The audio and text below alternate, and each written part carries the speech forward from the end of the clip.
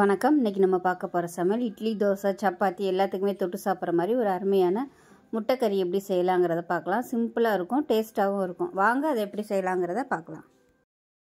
இப்போ ஒரு paste ready பண்ணிக்கலாம். மீடியம் சைஸாக ஒரு 3 தக்காளி பொடியாக கட் பண்ணி வச்சுருக்கேன், அதை சேர்த்துக்கலாம். இது கூடவே 4 முந்திரி பருப்பு, 4 பாதாம் பருப்பு, இதையும் சேர்த்துக்கலாம். பாதாம் பருப்பு ஆப்ஷனல் தான், விருப்பப்பட்டால் சேர்த்துக்கோங்க, இல்லைன்னா வெறும் முந்திரி பருப்பு மட்டும் சேர்த்துக்கலாம். காரத்துக்கு தேவையான அளவு மிளகாத்தூள், நான் 2 டேபிள் ஸ்பூன் காஷ்மீரி மிளகாத்தூள் எடுத்திருக்கேன். சாதாரண மிளகாத்தூள் சேர்க்குறதா இருந்தால் 1.5 டேபிள் ஸ்பூன் சேர்த்துக்கோங்க. இது கலருக்காக மட்டும்தான், காரம் கம்மியாக தான் இருக்கும், அதனால் நான் 2 டேபிள் ஸ்பூன் எடுத்திருக்கேன். 1 டேபிள் ஸ்பூன் தனியாத்தூள், அதாவது கொத்தமல்லி தூள்,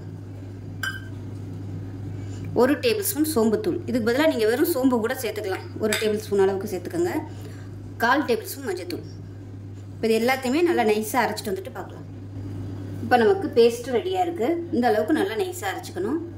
எண்ணெய் எடுத்துக்கலாம். பேன் சூடானதும் தேவையான அளவுக்கு எண்ணெய் சேர்த்துக்கோங்க. நான் ஒரு 5 டேபிள் ஸ்பூன் அளவுக்கு எண்ணெய் விட்டுருக்கேன். எண்ணெய் சூடாகவும் ஒரு சின்ன துண்டு பட்டை, 2 கிராம்பு, 1 ஏலக்காய் சேர்த்துக்கலாம். பட்டை கிராம்பு பொரிய ஆரம்பிக்குது. ரொம்ப கருக விட்டுறக்கூடாது, கருகுச்சுன்னா கசப்பு வந்துடும். இதில் ஒரு 1/2 டேபிள் ஸ்பூன் அளவுக்கு கஸ்தூரி மேத்தி, காஞ்ச வெந்தயக்கீரை, இது சேர்த்திங்கன்னா ஃப்ளேவராக இருக்கும். ஆப்ஷனல் தான், விருப்பப்பட்டால் நீங்கள் சேர்த்துக்கோங்க, கட்டாயம் சேர்க்கணும்னு அவசியம் இல்லை. இப்போ மீடியம் சைஸாக 2 பெரிய வெங்காயம் நீளமாக நறுக்குனதை சேர்த்துக்கலாம்.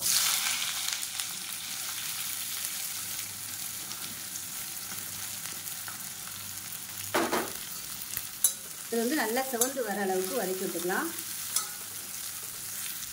இப்போ இந்த வெங்காயம் வதங்குறதுக்கு உப்பு சேர்த்துக்கலாம், அப்போ தான் சீக்கிரம் வதங்கும். அடுப்பு மீடியத்தில் வச்சுக்கோங்க. இப்போ பாருங்கள், வெங்காயம் நல்லா வதங்கிடுச்சு. இப்போ இதில் ஒரு 5 சின்ன வெங்காயம், 4 பல் பூண்டு, சின்ன துண்டு இஞ்சி, இது 3 சேர்த்து அரைச்சிருக்கேன், அதை சேர்த்துக்கலாம். இஞ்சி பூண்டோட பச்சை வாசனை போகிற அளவுக்கு நல்லா வதக்கி விட்டுக்கலாம்.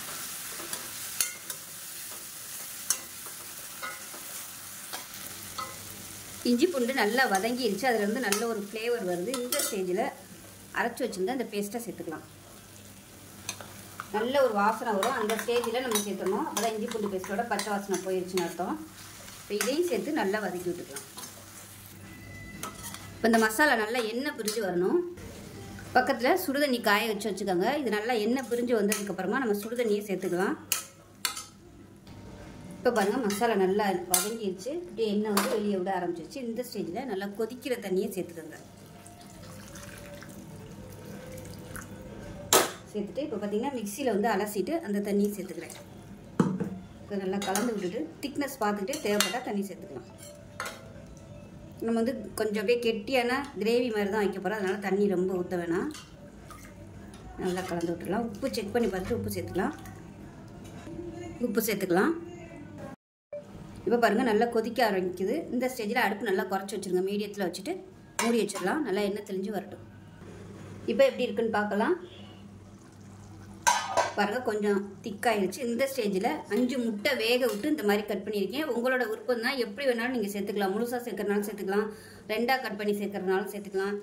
நான் இந்த மாதிரி கட் பண்ணியிருக்கேன். இப்போ அதை சேர்த்துக்கலாம். 5 முட்டை எடுத்திருக்கேன். இதை நல்லா கலந்து விட்டுக்கலாம். கலந்து விட்டுட்டு மீடியமான ஃப்ளேமில் கொதிக்கட்டும்.